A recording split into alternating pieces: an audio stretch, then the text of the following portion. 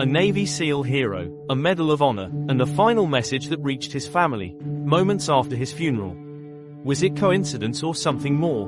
Michael Patrick Murphy was born on May 7, 1976, in Smithtown, New York. From a young age, he showed loyalty, kindness, and determination. Those who knew him described him as a protector of others, someone who naturally stood up for what was right. As he grew older, that sense of duty became a calling.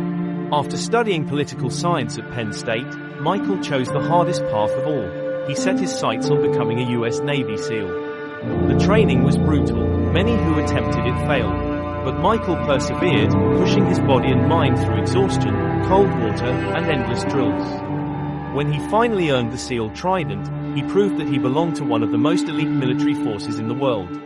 Among his brothers, he was known as Murph, a leader respected for both his toughness and his heart.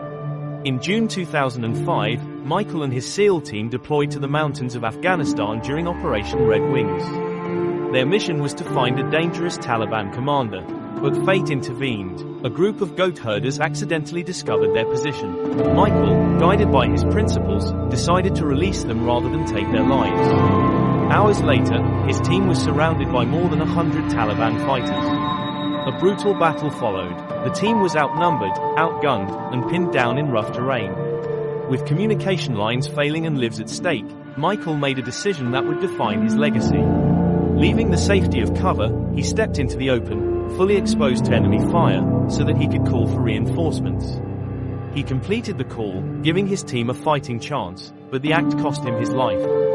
Michael Murphy was killed on June 28, 2005, in one of the deadliest days for U.S. Special Forces. His courage would earn him the Medal of Honor, the nation's highest award for valor. Back home in New York, grief weighed heavily on his parents, Dan and Maureen Murphy. They buried their son with full military honors, the folded flag, the rifle salute, and the tears of a nation grateful for his sacrifice. After the funeral, they left the cemetery in silence, driving away in their car. That's when Maureen's phone buzzed. She looked at the screen. The words she saw made her gasp so sharply that her husband slammed on the brakes.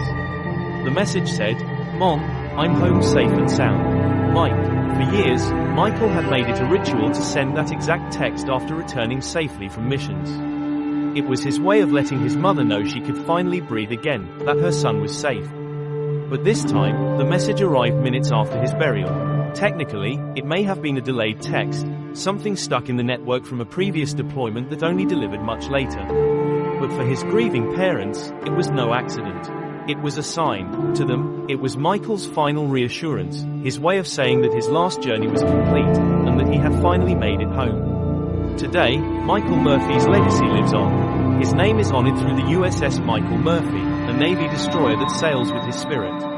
Every Memorial Day, thousands take on the Murph workout in his memory, pushing themselves in sweat and pain to honor the man who gave his life for others. But beyond the medals, the workouts, and the ships, lies something more powerful, a final message that comforted his parents and inspired countless others. In life, Michael Murphy showed extraordinary courage, and in death, he reminded us that love, sacrifice, and duty never fade away. Michael Patrick Murphy gave everything for his country, and perhaps the most powerful part of his story is not just how he died, but the message that will forever echo in his parents' hearts. Mom, I'm home safe and sound.